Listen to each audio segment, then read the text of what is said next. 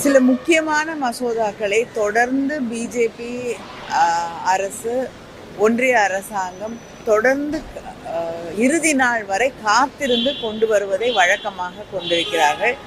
எதிர்க்கட்சிகளுக்கு அந்த கொண்டு வரப்படக்கூடிய மசோதா அவற்றை படிக்கக்கூட அவர்கள் நேரமோ அவகாசமோ அதில் மீது கருத்துக்கள் சொல்லுவதற்கோ அவகாசம் இல்லாமல் அதை எதிர்ப்பதற்கோ இல்லைன்னா அமெண்ட்மெண்ட்ஸ் கொண்டு வருவதற்கோ அவகாசம் அளிக்காமல் ஒவ்வொரு முறையும் இதை செய்து கொண்டிருக்கிறார்கள்.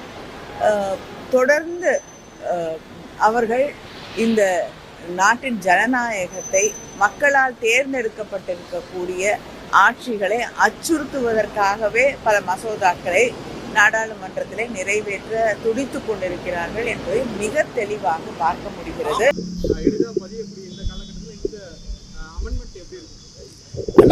இந்த கான்ஸ்டிடியூஷனல் இந்த புது அமெண்ட்மெண்ட் இன்னைக்கு பாராளுமன்றத்திலே தாக்கல் செய்யப்படுவதாக பத்திரிகை நண்பர்கள் நீங்கள் சொல்லிட்டு இருக்கிறீங்க. அதில் நீங்கள் வச்சிருக்கிறது படி நான் சொல்கிறேங்கன்னா, இது பிரதம மந்திரியில் ஆரம்பித்து பிரதம மந்திரி, கேபினட், கவுன்சில் ஆஃப் மினிஸ்டர்ஸ், ஒரு நாட்டினுடைய முதலமைச்சர், மாநிலத்தினுடைய கவுன்சில் ஆஃப் மினிஸ்டர்ஸ் எல்லோருக்கும் பொருந்தக்கூடிய ஒரு சட்டம். இது யாரோ தனிப்பட்ட முறையில் அமைச்சருக்கு மட்டுமில்லை, அதாவது யாரெல்லாம் சத்திய பிரமாணம் எடுத்து அமைச்சராக பதவியேற்றிருக்கின்றார்களோ, பிரதமராக, மாநிலத்தினுடைய முதலமைச்சராக எல்லோருக்கும் பொருந்தக்கூடியது. இதற்கு முன்பு பல விஷயத்தை பார்த்தோம். டெல்லியில் ஒரு அமைச்சர் பழங்காலமாக ஜெயிலில் இருக்கிறாரு, ஆனால் அமைச்சராக கன்டினியூ பண்ணார். தமிழகத்தில் பார்த்தோம், திராவிட முன்னேற்ற கழக ஆட்சியில் ஒரு அமைச்சர் ஜெயிலில் பலகாலமாக இருந்தார், கடைசியில் தான் நீக்கினாங்க. ஜார்க்கண்டில் ஒரு மாநிலத்தினுடைய முதலமைச்சர் அவரும் கைது செய்யப்படும் பொழுது பிரச்சனையாச்சு.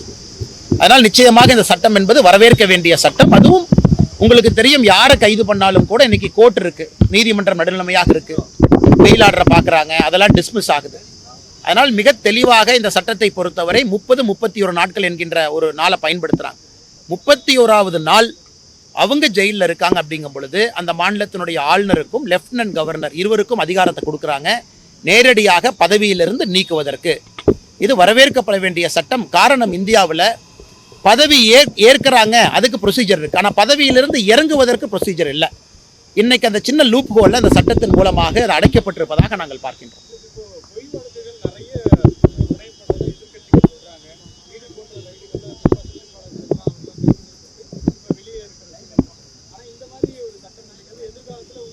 அண்ணா நீங்கள் பாருங்கன்னா கரெக்ட் ஒத்துக்கிறேன். அதனால தான் பிரதமர் என்கின்ற வார்த்தையை பயன்படுத்துகிறாங்க, கவுன்சில் ஆஃப் மினிஸ்டர்ஸ் பயன்படுத்துகிறாங்க, முதலமைச்சர் பயன்படுத்துகிறாங்க, எல்லோரையுமே உள்ள கொண்டு வந்திருக்கிறாங்க. இது யாரையுமே விட்டு வைக்கவில்லை.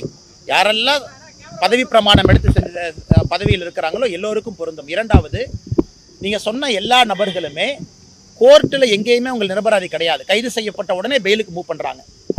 பெயில் உங்களுக்கு தெரியும் 12 நாள் 13 நாளில் கிடைக்கும். அதனால தான் 31 நாள் அப்படிங்கிற ஒரு நாளை பயன்படுத்துகிறாங்க.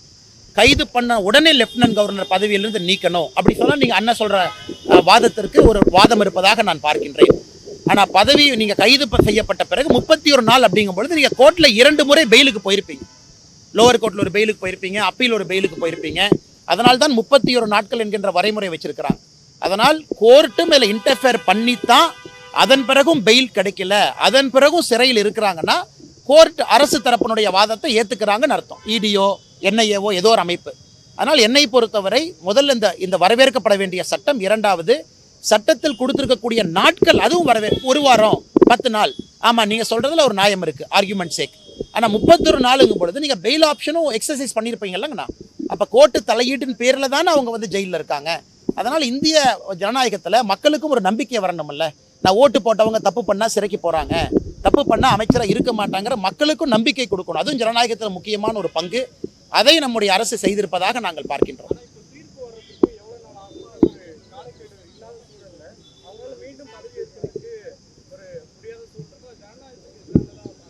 அண்ணா, ஜெயிலில் இருக்கும்போது நம்ம சொல்கிறோங்கண்ணா, ஜெயிலில் இருக்கும்போது நம்ம சொல்கிறோம், அவங்க சிறையில் 31வது நாள் இருக்கிறாங்க, லெப்டினன்ட் கவர்னர் அந்த பதவியிலிருந்து டிஸ்மிஸ் பண்ணிடுறாங்க, சிறையிலிருந்து வெளியே வந்து விடுகின்றார்கள்.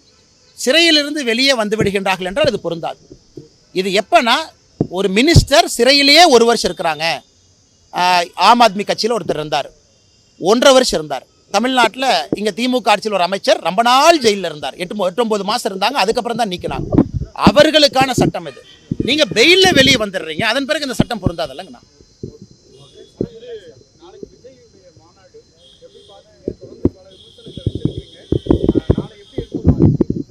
தமிழக வெற்றி கழகத்தை பொறுத்தவரை தமிழகத்தில் எல்லோரும் மாநாடு நடத்துவதற்கு உரிமை இருக்குது. மாநாடு நடத்தட்டும்.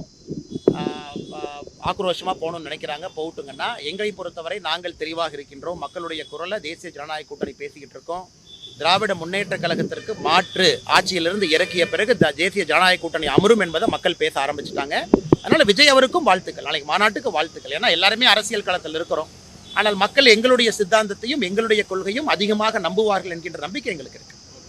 நன்றி அண்ணா. தேங்க்யூ அண்ணா. இங்கிலீஷ் பேசிடலாமாண்ணா? தலைவா நீங்கள் அப்படியே